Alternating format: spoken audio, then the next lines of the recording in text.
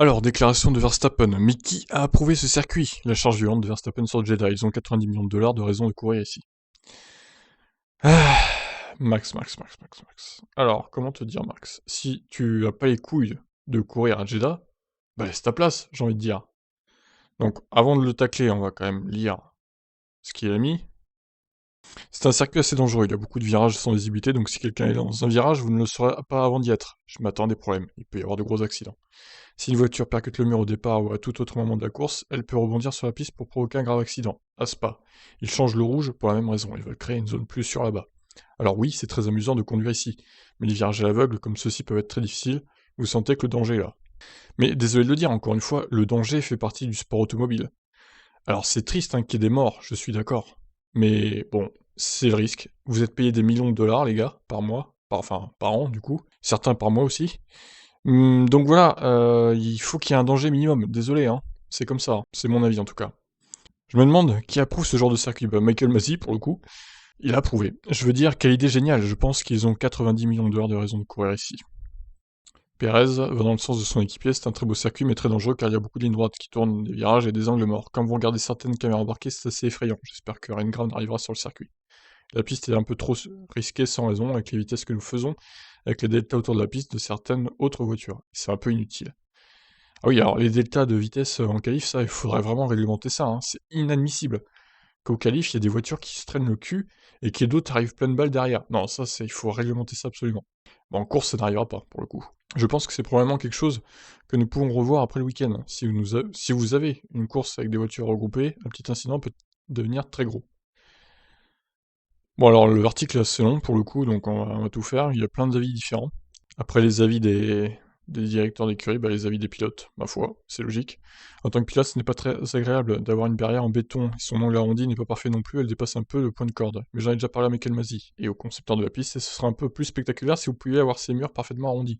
Mais néanmoins, je me suis senti à la limite en poussant fort, et vous oubliez parfois que les murs sont là.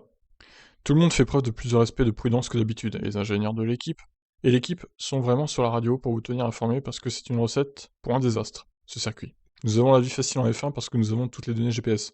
Mais quand je courais en F2, vous n'avez pas de GPS. C'est là que je pense qu'il est temps que la Formule 2, la Formule 3 et la télémétrie GPS dans les équipes. Ça, c'est pas faux. Je pensais qu'il l'avait, moi. Ok, bah, bon à savoir. Ricardo, avis plutôt positif. Nous savons quels virages sont un peu dangereux et nous nous assurons de ne pas être en danger dans cela. Je peux pas dire que je me suis senti en danger ce week-end, bien sûr, l'intensité est plus élevée que parce que c'est un circuit urbain et que la vitesse est élevée, mais je n'ai pas eu d'inquiétude. Voilà, Ricardo, c'est bien. Bottas, c'est hardcore, mais c'est ce que vous voulez. Très bien. Mick Schumacher, je ne critique pas le circuit, il est énorme en termes de pilotage. Alors oui, mon sentiment est que si quelque chose se produit à l'avant, les voitures derrière arriveront dans une zone de danger à grande vitesse, ce serait bien qu'il y ait des aménagements pour 2022. Actuellement, il y a trop d'endroits où quelque chose peut mal tourner. Et ne voulons pas attendre qu'un grave accident se produise. Ah, ils veulent faire quoi? Ils veulent mettre des chicanes dans les lignes droites? Enfin bon, à un moment donné, qu'est-ce qu'ils veulent faire, quoi? Mettre Zepin, ça ne serait pas juste de critiquer Jeddah et ne pas critiquer Monaco ou Bakou, alors. Ah, Monaco et Jeddah, on peut pas les comparer quand même, hein. Bakou est déjà plus comparable avec Jeddah, oui. Nous avons les mêmes problèmes ici que sur ces deux circuits, et c'est notre travail d'y faire face. Sinon, nous serions comme des journalistes qui se plaignent de passer trop de temps devant un ordinateur. Ok. Norris, la différence avec Monaco est que Monaco est beaucoup plus lent. Bah oui, merci. Donc vous pouvez détendre un peu. Vous détendre un peu. Il est également plus facile de juger où se trouve le rail. C'est beaucoup plus difficile ici, mais j'aime le défi. Alors, Herman Tilke, du coup, on se demandait qui avait conçu, enfin, vous me demandiez qui avait conçu le circuit dans l'aviaire des qualifs. Bah, c'est bien Tilke, hein, vous avez la confirmation là. Les pilotes doivent être très concentrés ici, ce circuit ne pardonne aucune erreur. Vous ne pouvez pas vraiment le comparer avec Monaco. Il n'y a que deux endroits où on peut se détendre un peu, sinon c'est virage après virage, l'un d'eux a un banking de 12 degrés. C'est un défi constant pour le pilote. Ben voilà, bien résumé. Donc voilà, bah écoutez, les instances de la F1 ont validé ce circuit.